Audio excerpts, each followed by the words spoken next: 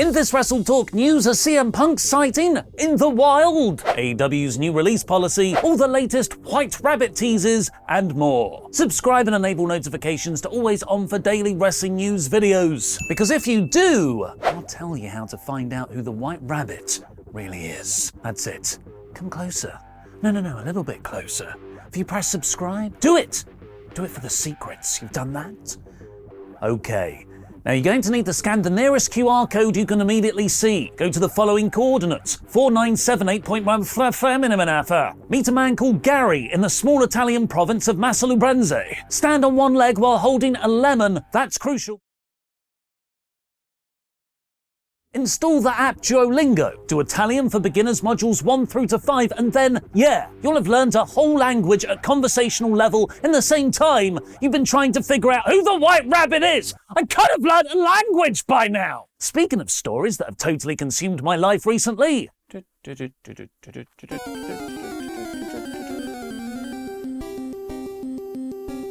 A wild CM Punk has appeared. Unless you've just taken the month of September off from wrestling news, AEW's big all-out pay-per-view at the start of the month was far more noteworthy for what happened in the post-show media scrum. CM Punk shockingly decided to publicly air all of his grievances against the Elite, due to them not getting on backstage, and said if they've got a problem with him, come say it to his face in the locker room. Well, they did, and a backstage fight ensued, leading to the suspensions of everyone involved. Most notably, then AEW World Champion Punk and AEW Co-Executive Vice Presidents and Trios Champions, the Young Bucks and Kenny Omega. As of right now, they are presumed to still be suspended while the investigation is underway. While the big question remains, who incited the physical altercation and who is to blame, one important detail could actually hamper AEW taking proper action until next year. Rumors that CM Punk had injured himself yet again in the all-out title match against Jon Moxley, fresh after coming back from the broken foot he suffered shortly after May's Double or Nothing. There's a very serious possibility that AEW will come to terms with Punk on his release following the backstage brawl. But as per the company's previous actions, they do not release people who are injured or undergoing rehab, which is a good employer policy to have. Now Twitter user @CMSapic, wonder what side of the argument she's on, has posted the first public image of Punk since the all-out media scrum with the emotionally restrained caption, "New recent pic of CM Punk in tears, I missed him, oh!" And in that picture, you can clearly see a brace around his left arm. According to a previous report from the Wrestling Observer newsletter, this is for a torn triceps, where Punk's doctor recommended quick surgery to prevent any muscle atrophy. Even then, the recovery timeline is around 8 months, meaning that even if AEW make a decision on ending Punk's contract today, they likely wouldn't enact it until May next year. It might be the best thing that could have happened. 8 months is a long time, which could help soothe the intense emotions around Punk in AEW, because he famously gets over grudges with time. That will put a Punk return around May, i.e. Double or Nothing time. CM Punk return confirmed. Oh god damn it, we're back there again! Do you think there's ever a chance Punk could properly come back to AEW? Let me know in the comments. But Punk isn't the only person AEW isn't letting go anytime soon. The Punk situation is unfortunately not an isolated incident in the AEW locker room. It has bubbled over at the same time of several AEW stars' creative frustrations, which also, unluckily, coincided with Triple H taking over the booking of WWE. Suddenly, AEW wasn't the only big game in town where you could be creatively fulfilled. This has already somewhat led to Bobby Fish not renewing his AEW contract and then suddenly turning up in Impact Wrestling, which isn't quite WWE, and also the confusing story of the House of Black. The faction's leader, Malakai Black, appeared to bid farewell to the live crowd after taking a loss at All Out. This came following reports that he had requested his release from AEW. Then, just over a week ago, he issued a statement confirming that he had asked for his release and that he'll be stepping away from wrestling for a period to focus on his mental health, while also seemingly expressing dissatisfaction of his booking in AEW. Then, over the weekend, his House of Black buddy, Buddy Matthews, made a very similar speech at an indie indie show, signaling he also wanted to step away. Both Buddy and Malakai were big favorites of Triple H, heading up the Games brands 205 Live and NXT respectively. They also both have their partners in WWE, with Buddy in a relationship with Rhea Ripley. Calm yourself, Dominic! He can be your daddy too, maybe. And Black married to Zelina Vega. But it poses a tricky ethical dilemma for AEW and Tony Khan. The idea of denying someone their release in wrestling has become a very negatively charged notion over the last 5 years. This has been a feeling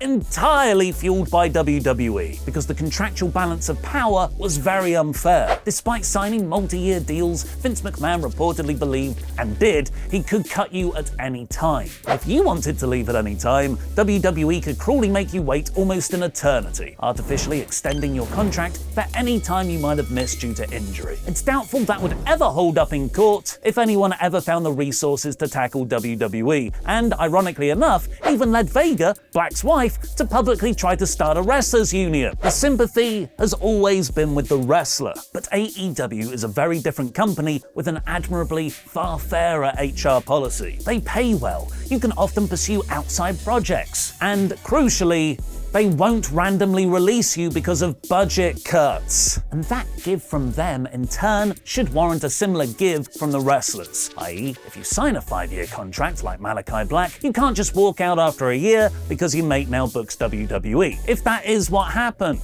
It's a battle of perception that Tony Khan seems acutely aware of, which is likely why he parted ways with Cody Rhodes at the start of this year. You don't want to be seen as the promotion that holds unhappy wrestlers hostage. But now, with allegations that WWE contacted AEW contracted wrestlers about returning to them with Triple H in charge, you no longer have the luxury to be the happy, let's help everyone achieve their dreams company you might have projected before, which has led to an updated policy on releases, as per Wrestling Observer Radio, with Dave Meltzer reporting nobody's getting released from AEW. That's the doctrine. Tony Khan made that very clear, I guess, in the last couple of days. They really came after Tony, it's pretty blatant. WWE came after so many of the guys. Basically, everyone that had a previous relationship with Triple H was contacted. This could be why initial reports and Malakai's first statement indicated he had finished with AEW. But now he's posted a video confirming he'll be back in AEW when he's ready. We'll have more on this discussion point with Andy and Tempest in our Reacts video later today, so make sure to subscribe and enable notifications to know when that goes live first. But if Malakai is still with AEW, why did WWE tease him on Monday's Raw?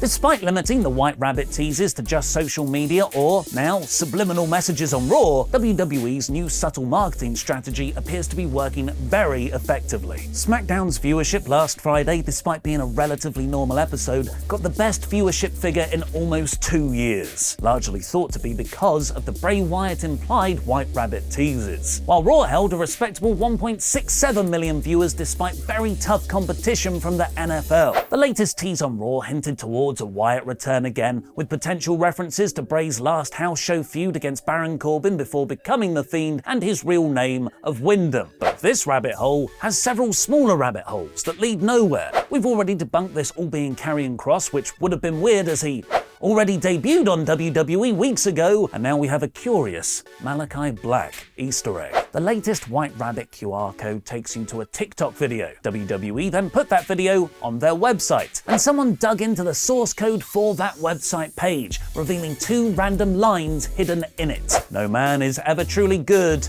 No man is ever truly evil. These are the opening lines to Aleister Black's old WWE theme song. And that's not the only White Rabbit red herring, because a new challenger has entered the arena, with the former Slapjack posting a photo of himself with bunny ears emoticons on. Retribution return confirmed. You, of course, can see Slapjack pushed as one of the main stars in our brand new series of Monday Night War over on Parts Unknown. Malakai Black's contract status isn't the only controversy in AEW right now, though, as MJF is calling out news pundits on Twitter. Since returning from his own shoot that became a worky worky McShoot face contract dispute, MJF has styled himself as the devil poisoning AEW from the inside. To support that, he released a t-shirt that reads, "I'm a devil worshipper" for his fans. This has angered the self-described Christian conservative pundit Carmine Sabia, who said he felt the devil worship slogan was insulting to Christians. Of all the things to take issue with MJF about, you choose that. He made fun of Brian Pillman Jr.'s mum's meth addiction. And of all the things of wrestling to take offense at, you chose that. Kane's a thing.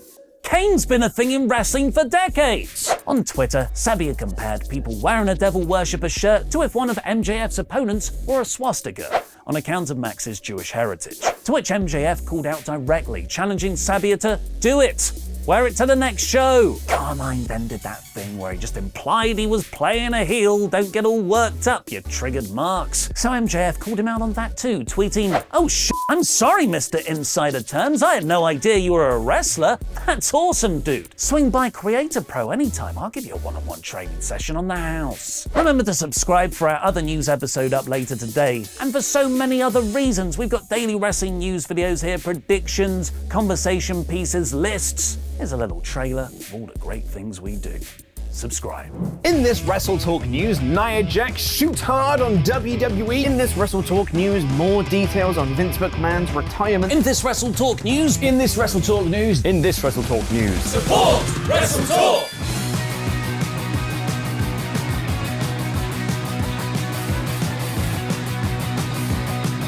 Welcome to the WrestleTalk Reactive News, where we will be reacting to things like and It's okay, everybody. I like AEW again. that was a close one. Welcome to the AEW Dynamite Blood and Guts special review. Welcome to the WrestleTalk podcast review of SmackDown and Rampage. New complaints: Triple H is shoving his NXT people down that road.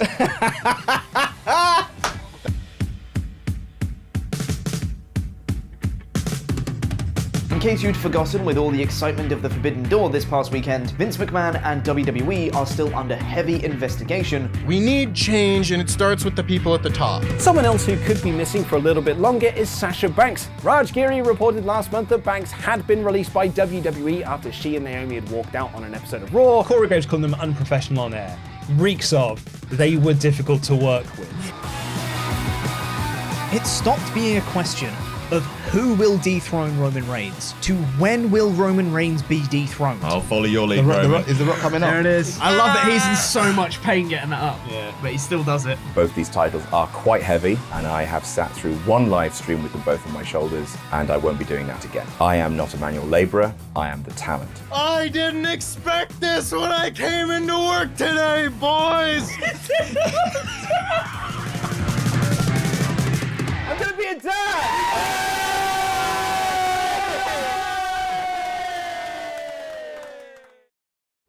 But $1? $1? Like what? $1? I'm short by $1. A single buck. Can nobody cut me some slack?